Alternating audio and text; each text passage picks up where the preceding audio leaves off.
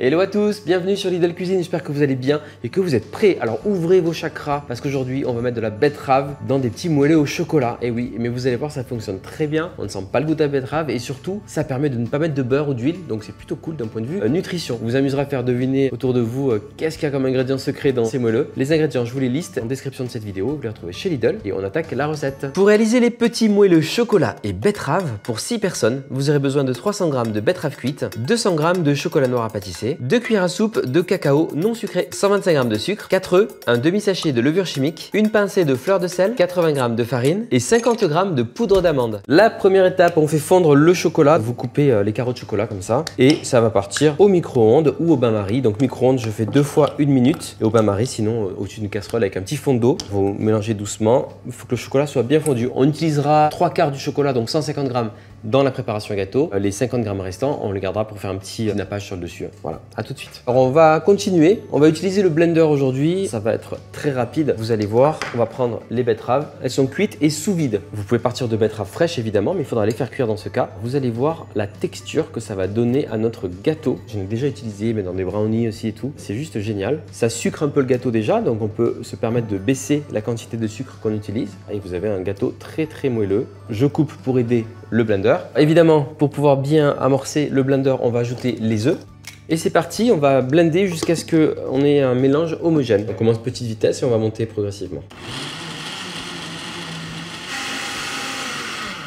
En cours de route, on va pouvoir ajouter le sucre, comme ça il sera bien mélangé également. On a une jolie couleur, c'est assez sympa. Et puis je vais même mettre le cacao en poudre. Alors dans cette recette, j'ajoute du cacao en poudre non sucré, en plus du chocolat pour vraiment m'assurer que j'ai pas le goût de betterave. Si j'utilise un autre légume, je vais pas forcément mettre le cacao en poudre non sucré. Et alors on n'oublie pas que le cacao en poudre est très volatile, donc je vais juste déjà le pré-mélanger comme ça. Sinon ça va voler dans le blender. Juste un petit pré-mélange. On continue, petite vitesse, pareil.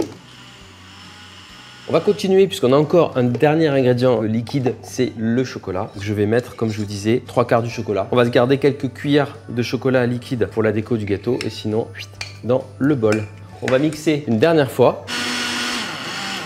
Concrètement, on pourrait tout faire dans le blender, ajouter les ingrédients secs. C'est juste que j'aime bien, pour maîtriser la texture de ma pâte, le verser juste ici et puis ajouter les ingrédients secs. Vous voyez, au niveau de la couleur, on est bien chocolaté. Avec un petit côté rouge quand même de la betterave, c'est assez sympa. Et à la cuisson, ça va peut-être partir, on va voir ça. Petite astuce nettoyage comme ça au passage, un bol d'eau chaude dans votre blender et on va juste pulser un petit peu pour décoller toute la pâte des bords. Et après ce sera beaucoup plus simple pour finir de nettoyer. C'est rien du tout, mais au passage, avec la puissance en fait, l'eau est allée décoller toute la saleté. Il n'y a plus qu'à jeter l'eau, à rincer et puis on est quasiment bon. Pour vous éviter d'avoir toute la pâte qui colle à l'éponge et tout, c'est pratique. On a une belle préparation. Ce qui est cool aussi avec le blender, c'est qu'on a intégré de l'air dans notre préparation. Donc on aura des petits gâteaux bien aérés, petite pincée de fleur de sel, la levure chimique, donc on va mettre un demi-sachet, petite farine ici et la poudre d'amande.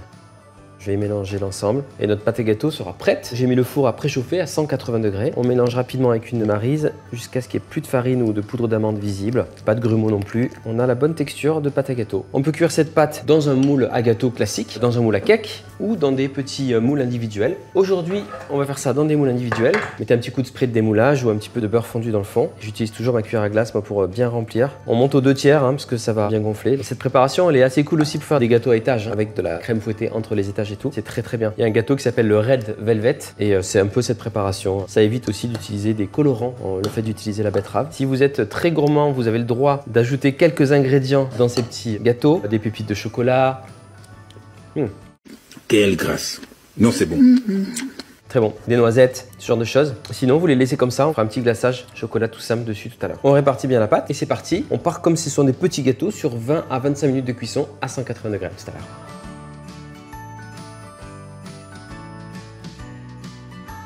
Les petits moelleux chocolat betterave sont prêts. Je les ai laissés sortir un peu du four. On peut les démouler très facilement. Bien moelleux. Pas de beurre là-dedans, donc ça c'est trop cool. On va les décorer avec le petit chocolat qui nous reste, le chocolat fondu. Tout simplement, je les mets sur une grille à gâteau comme ça. Je mets une assiette ou un petit morceau de papier cuisson en dessous. J'ai mis mon chocolat dans une mini poche à douille comme ça. Et puis je vais couper le bout et venir faire des petits zigzags dessus tranquille. Ça c'est vraiment la petite touche gourmande. Après, si vous les laissez donc prendre un petit peu au frais, le chocolat va légèrement figer. Ce sera parfait quoi. Avant de vous quitter, je vais vous en ouvrir un pour vous montrer vraiment la texture. Qui est, ça se voit que c'est bien moelleux et dire qu'on n'a pas une matière grasse dedans, c'est ça qui est fou. Je vais le goûter.